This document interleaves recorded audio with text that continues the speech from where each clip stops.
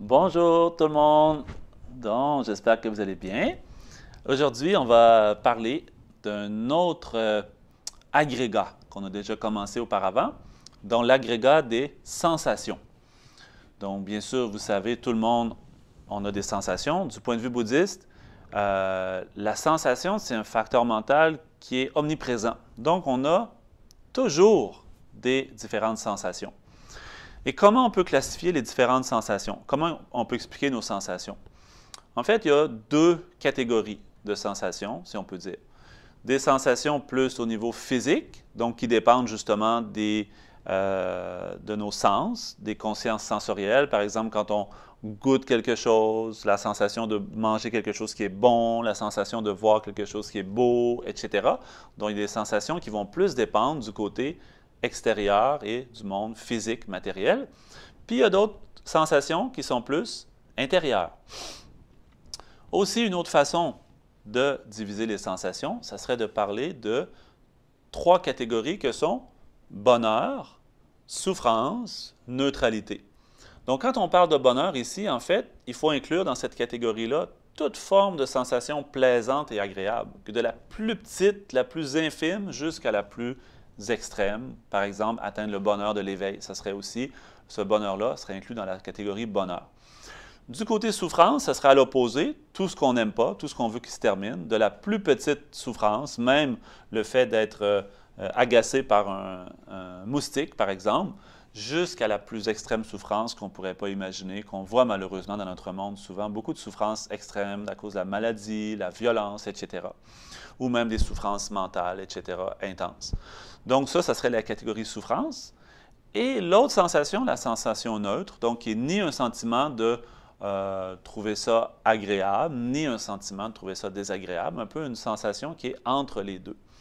Du point de vue bouddhiste, c'est très important de comprendre que ces trois sensations, leur nature, quelle elle est, et aussi qu'elles sont impermanentes.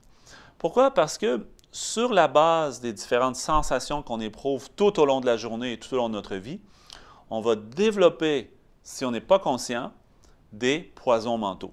Du point de vue bouddhiste, tous nos problèmes viennent à la source de nos perturbations mentales.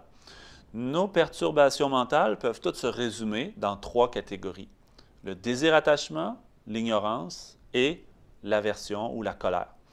Donc, si on n'est pas vraiment attentif à la nature des sensations puis qu'on ne les comprend pas bien, en fait, ce qu'on va faire, même si on veut le bonheur, on va se créer plus de problèmes.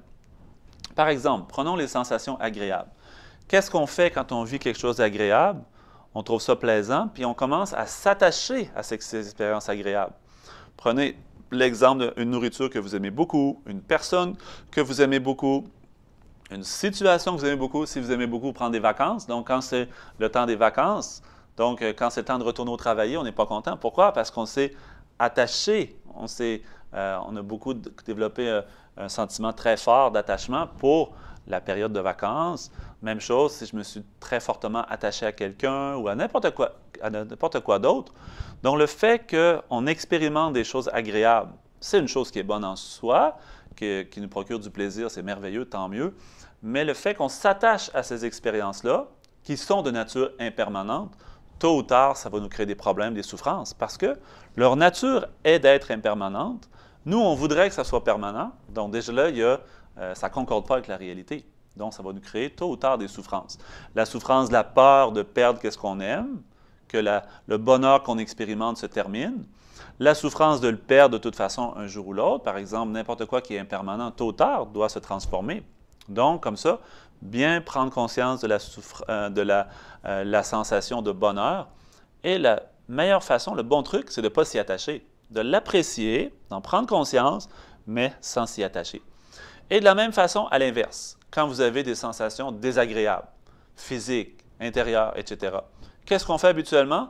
On développe de l'aversion ou de la colère. « Ah, j'aime pas ça. » Si quelqu'un nous énerve, par exemple, ça produit une souffrance, on commence à s'énerver contre cette personne-là. Donc, le fait de s'énerver, le fait d'avoir de l'aversion, de la colère, du ressentiment, est-ce que ça va diminuer nos problèmes? Non, ça va augmenter. En plus d'avoir un problème, d'une difficulté, une souffrance, à cause de l'attitude qu'on a, ça vient d'en créer une autre. Donc, c'est vraiment pas logique ce qu'on fait. Donc, c'est très important, vis-à-vis de la sensation de souffrance, se rappeler aussi qu'elle est impermanente Et donc, travailler sur le lâcher-prise ou un peu comme la tolérance, accepter. Dans la vie, on n'a pas le choix. Il y a certaines choses qu'on ne peut pas changer toujours comme on souhaite. Et ces choses-là, si on est capable de mieux les accepter, les tolérer, telles que la maladie, etc., quand on n'a pas le choix de subir une maladie, qu'on n'a pas encore de médicaments, de cure, etc., le fait de l'accepter, la tolérer, va faire diminuer la souffrance plutôt que l'augmenter. Et l'autre forme de sensation, la sensation neutre, donc c'est très important de la comprendre aussi parce que habituellement, ici, la sensation neutre, on dit qu'on va développer la confusion ou l'ignorance vis-à-vis cette forme de sensation neutre. Parce que du point de vue bouddhiste, on est pris dans une forme d'ignorance, une confusion qui fait qu'on tourne toujours en rond dans les mêmes problèmes. Donc, de bien comprendre cette sensation neutre qui est la nature même de la confusion, va tranquillement nous faire comprendre cette confusion-là dans laquelle on est.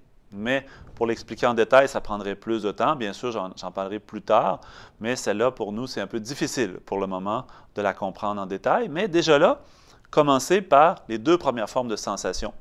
Vis-à-vis les sensations agréables, apprenons que leur nature est impermanente et ne développons pas un fort attachement en acceptant qu'elles sont passagères et donc lâcher prise.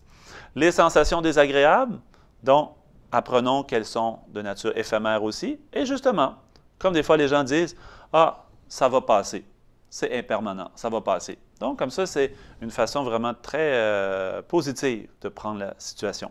Donc comme ça, les sensations, c'est un autre élément qui constitue notre personne, donc qui est une base de désignation de notre personne, mais nos sensations, encore une fois, ne sont pas nous.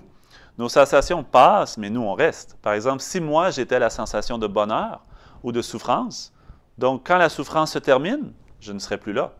Si j'étais le bonheur, quand le bonheur se termine, je ne serai plus là. Donc, les sensations ne sont pas notre personne. C'est un élément qui est une base de constituant de notre personne, mais qui n'est pas non plus notre personne. O Janchu Semcho Rinpoche Ma Panam Ke Gyoche Kemba Nyamba Me Paya Kone Kondu Pewa Sho. Merci tout le monde. Je vous souhaite beaucoup de bonheur. À bientôt.